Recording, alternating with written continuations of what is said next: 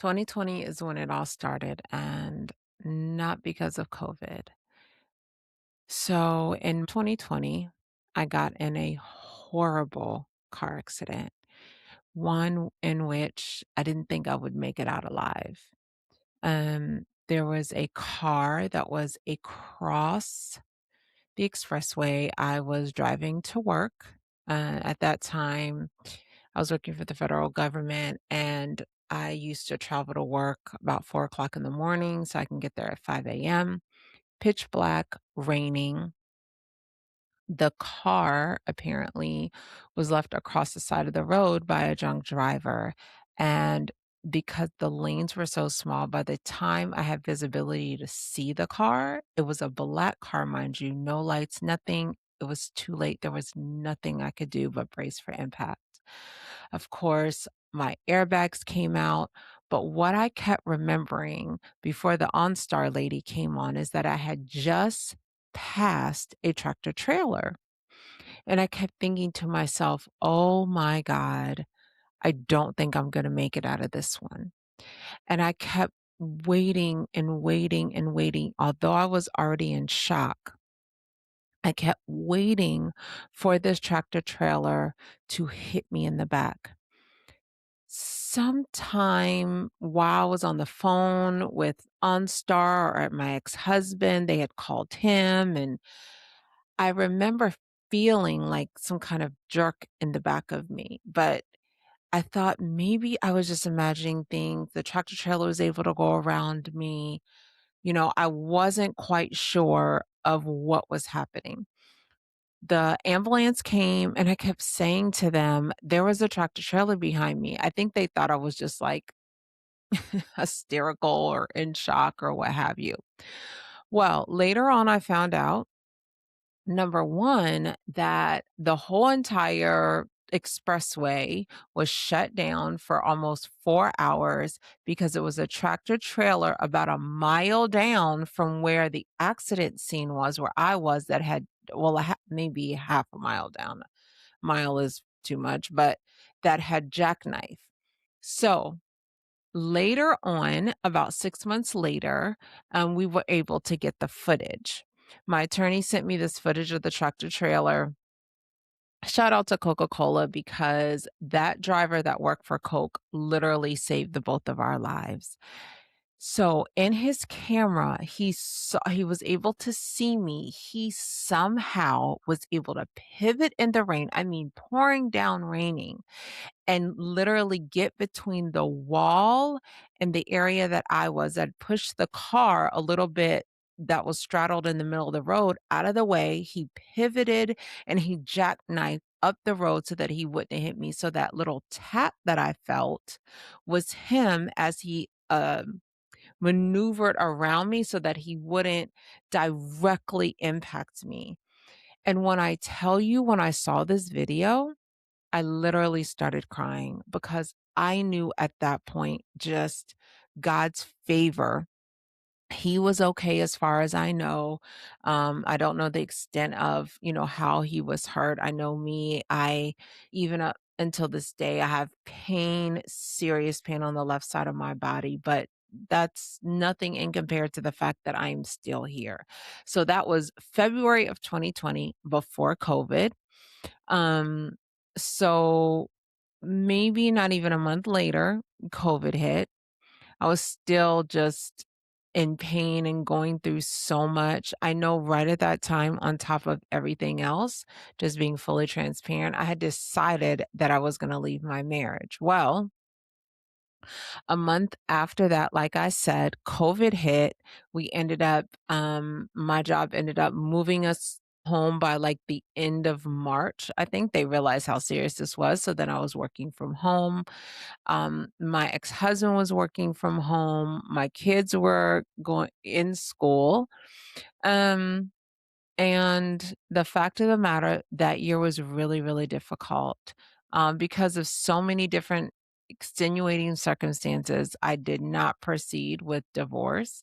I kind of took that time because of all that was going on. It was very, very difficult. I thought, because my ex-husband had some things that were going on with him. I thought, well, maybe this is like a renewal for us in terms of our marriage and all the things that were going on in life and all of this and that.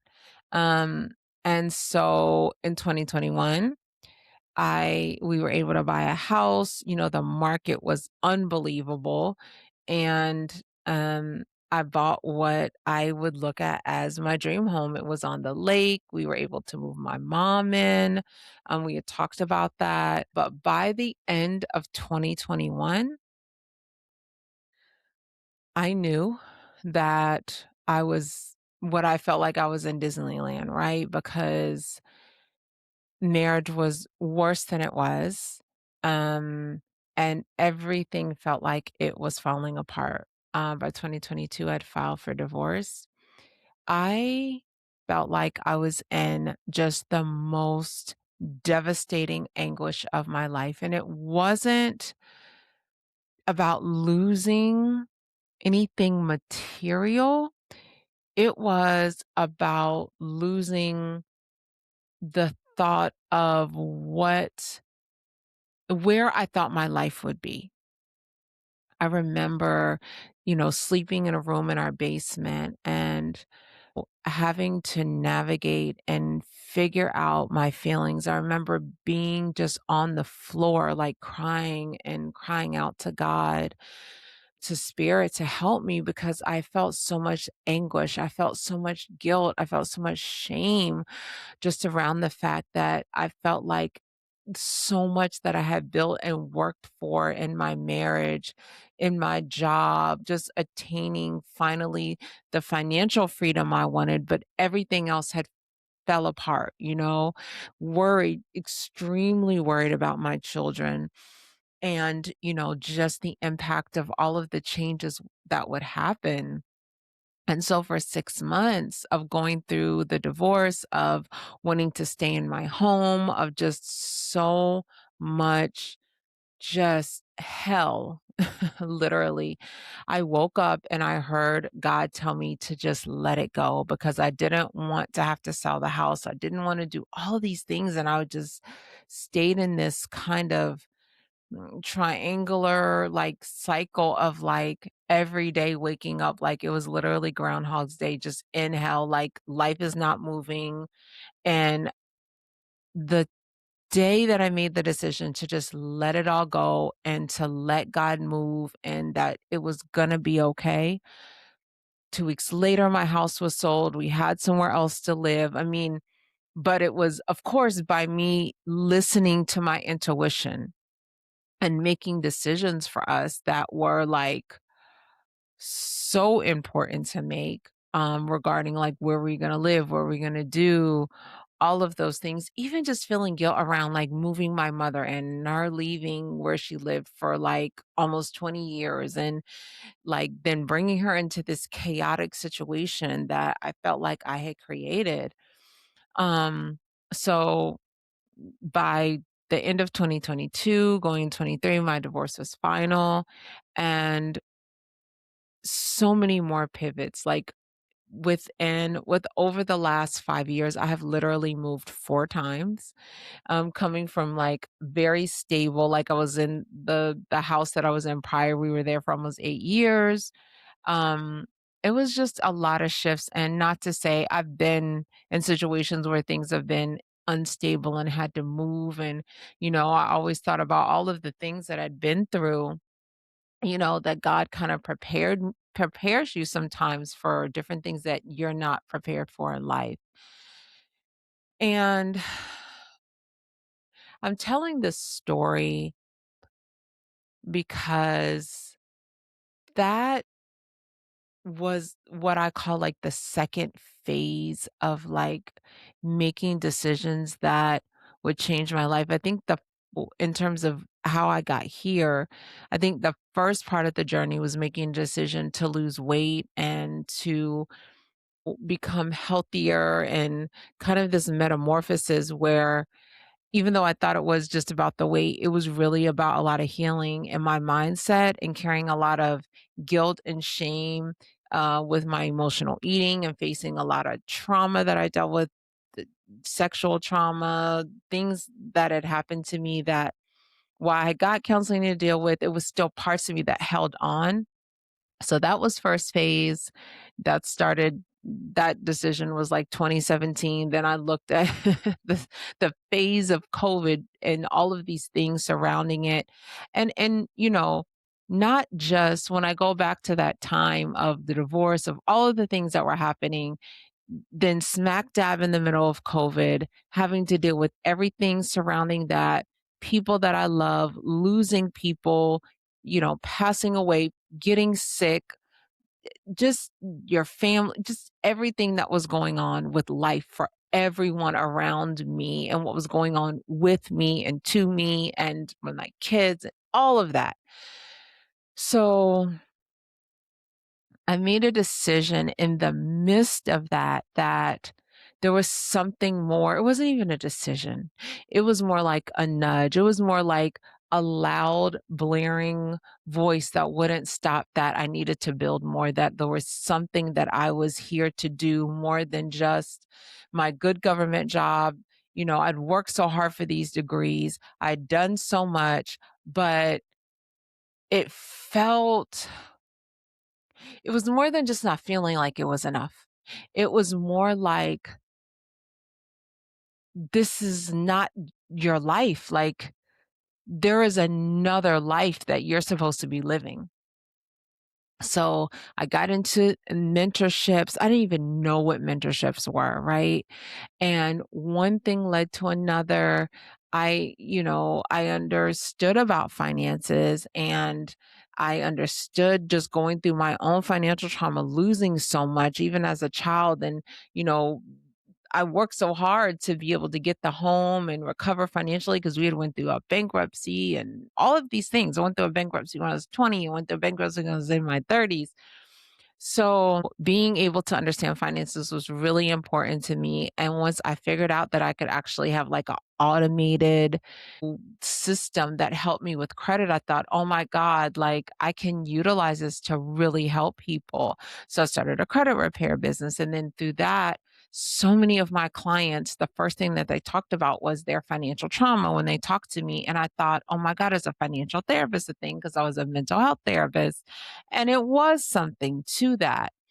And all of that, investing in myself, investing in other business ventures that didn't always pan out, and losing money, and having a business partner that stole money from the business, and all of these things that have literally happened over the last 6 years have been exhilarating, have been painful, have been just, it's been so many versions of layers of timelines of things that I've had to shed and heal from. But one of the biggest lessons that I have learned is that I am unstoppable and that I've had to shed so many layers of me,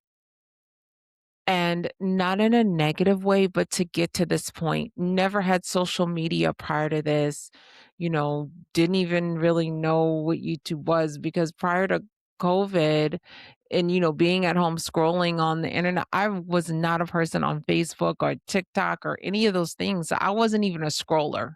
I didn't even spend my time doing that, barely watch TV, to be honest. Um, so that was a big deal to me, kind of like eye-opening of the internet and all these things in terms of like, social media. And so I it has taken such great strength even now where I am in building my business. I've had so many starts and stops, and so many, things that I don't fully understand the path that I went down, but I also know that I always bet on me, and I'm going to take the risk if it feels right.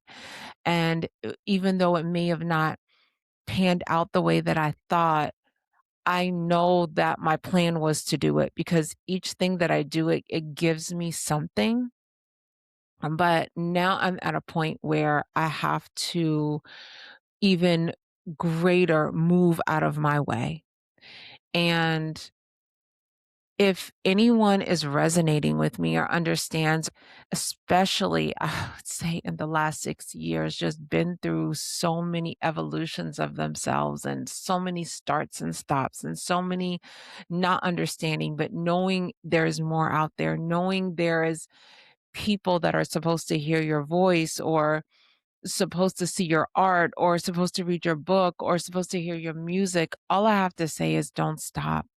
And I know it's easier said than done, and I know it can get discouraging, and I know it can get just some sometimes just like just not understanding what God, what spirit, what the universe is doing, like what is actually happening. Not feeling like you have enough resources with money and all of the things. Just don't stop. Because one of the biggest things that I've realized on this journey is the lack of activation. It stalls things. And no matter what, though, at the same time, you're right where you should be. But I know if you resonate with this and you know that there are certain actions that you should take that you haven't taken because you may feel scared or different things didn't work out on this journey. I want to encourage you to keep going. I want to let you know that I understand. I want to let you know that I may not be where I was a few years ago, but I'm still standing in this doorway, taking steps forward and walking on this journey with you.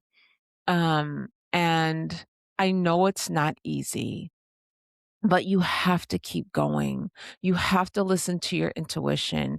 You have to use the guidance that, whatever your beliefs are, like you have to tap into those natural skills, abilities, gifts that God has given you if you know that you were built for more.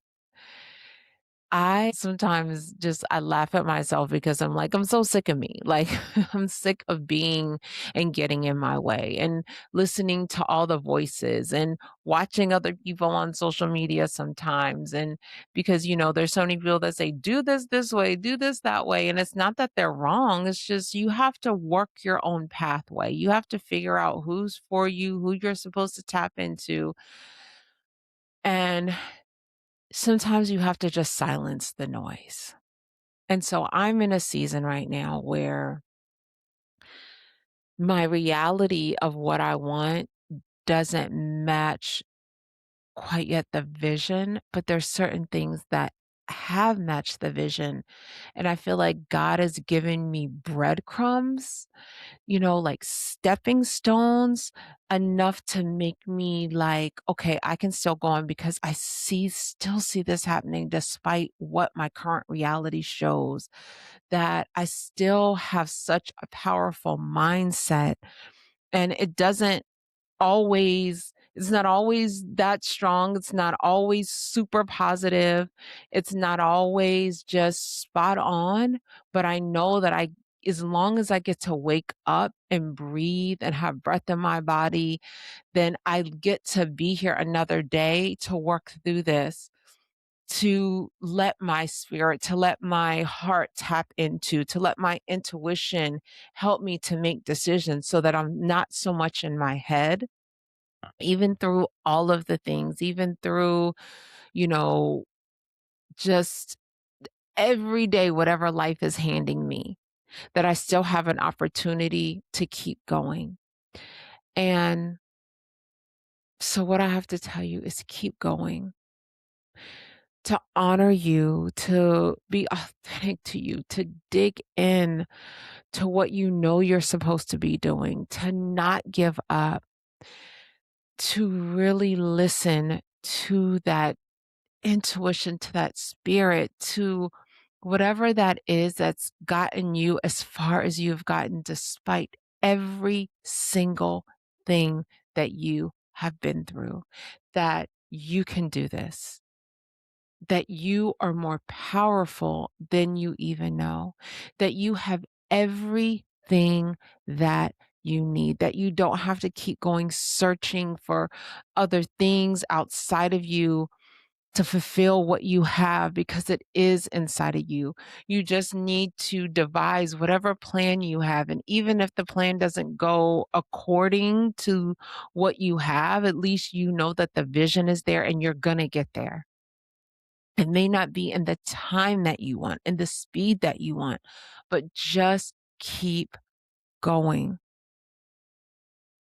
There are so many people in the graveyard that had so many creative ideas and visions and businesses and skills and gifts and all the things, but it died with them. Do not be like one of those people. I'm going to live and I'm going to do this thing until I can't do it no anymore, until the last bit of breath that I can breathe is in me. I cannot stop. I won't stop, and neither should you. And I want you to always remember that you are your greatest value. You are your greatest asset. Take care.